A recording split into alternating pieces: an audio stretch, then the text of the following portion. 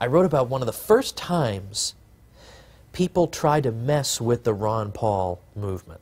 It was in Iowa, when there was a candidates forum being put on by the Iowa Christian Alliance and the Iowans for Tax Reform.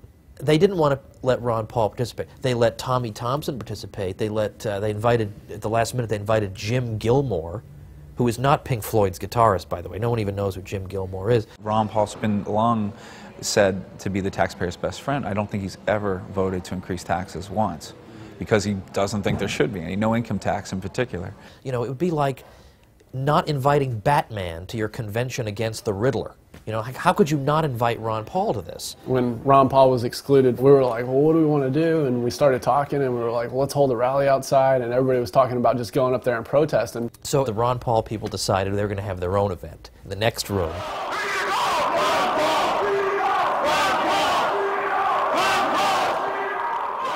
A lot of times campaigns are centered around the individual, and the individual starts it and rallies the troops. But the truth is, the people who are interested in sound government, limited government, the Constitution, are really the organizers. That was one of the big first rallies with like 1,000 people. They ended up getting twice as many people at their event, which was much more interesting.